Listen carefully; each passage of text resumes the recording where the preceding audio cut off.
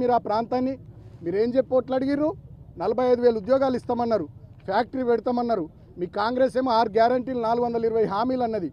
ఇచ్చిన మాటలు పక్కకు పెట్టి ఒక్క మున్సిపాలిటీ కోసం ఇవాళ ఆ ప్రాంతాన్ని రణరంగం చేసి రావణ కాష్టం చేస్తూ ఉన్నాడు మంత్రి వివేక్ గారు.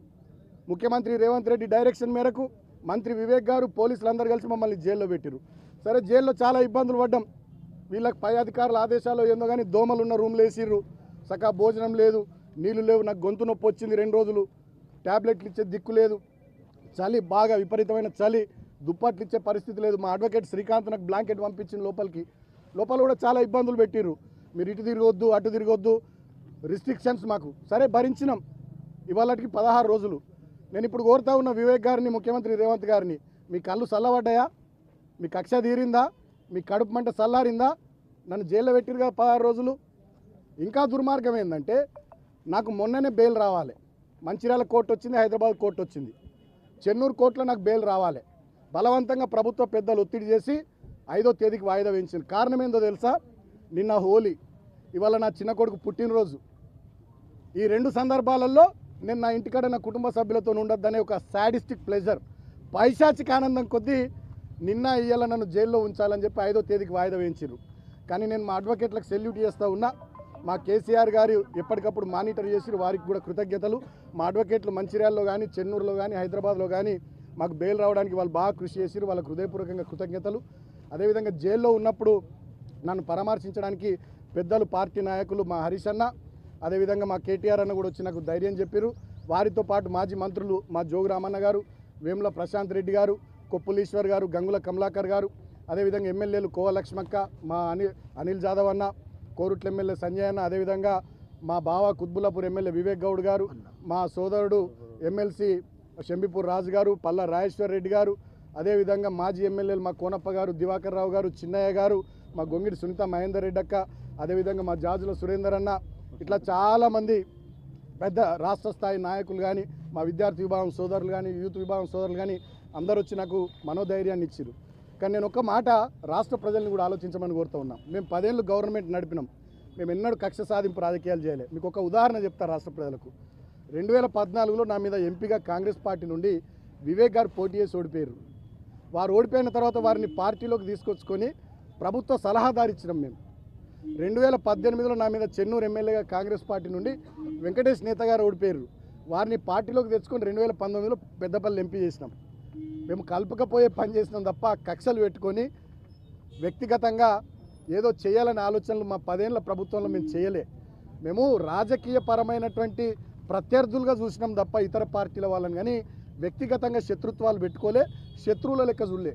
కానీ వాళ్ళ కాంగ్రెస్ పార్టీ అధికారంలోకి వచ్చిన ఈ 2 సంవత్సరాల పైచిలుకు పాలనలో అందరినీ శత్రువులుగా చూస్తూ ఉంది.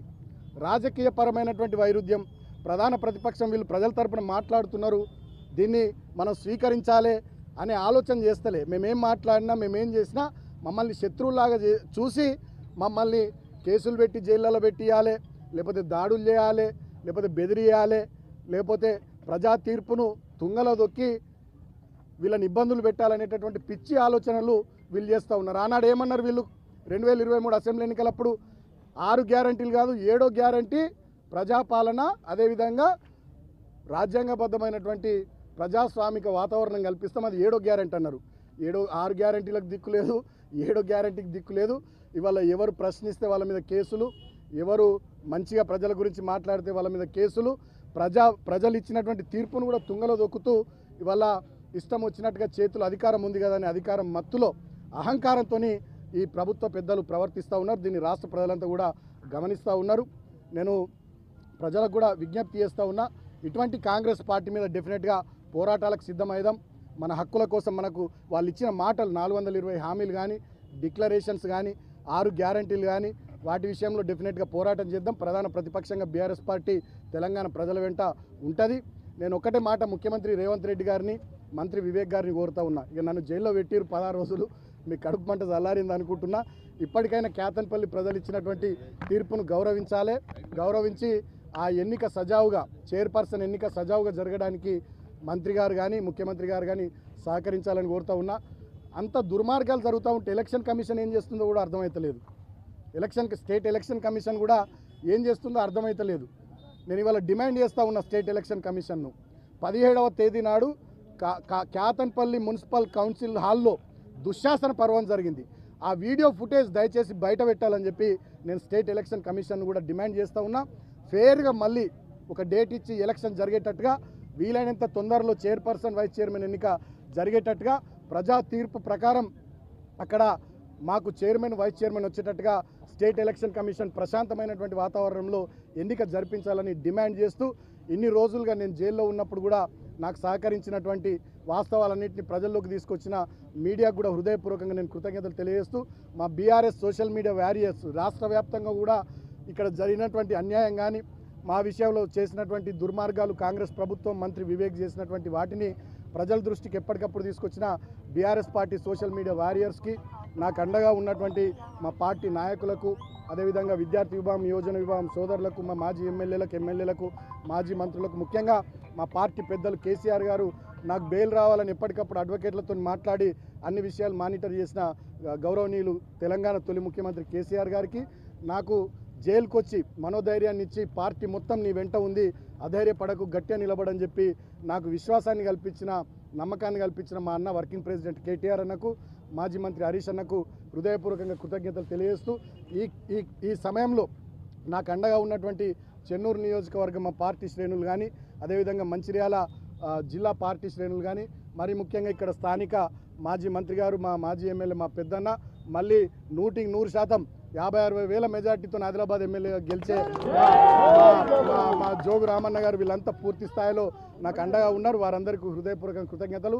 అన్నిటికన్నా ముఖ్యంగా మా లీగల్ టీం హైదరాబాద్లో కానీ, మంచిర్యాలలో కానీ, చెన్నూరులో కానీ ప్రభుత్వం యొక్క కుట్రల్ని పటాపంచలు చేస్తూ, పోలీసులు మొన్న రాత్రి 9కి నోటీస్ ఇచ్చేటటువంటిది ఉంటుందా జైల్లో, కస్టడీ పిటిషన్ నోటీస్ అని చెప్పి రాత్రి 9కి జైలుకి వచ్చి పోలీసులు నోటీస్ ఇస్తే నేను తీసుకోను, without consulting my advocates I cannot proceed, I cannot take అని చెప్పి నేను సీరియస్గా రాసి సంతకం పెట్టిన. అంటే రాత్రి 9కి తెల్లారి బెయిల్ వస్తుందని చెప్పి రాత్రి 9కి కస్టడీ పిటిషన్ తీసుకొని వచ్చారు పోలీసు వాళ్ళు.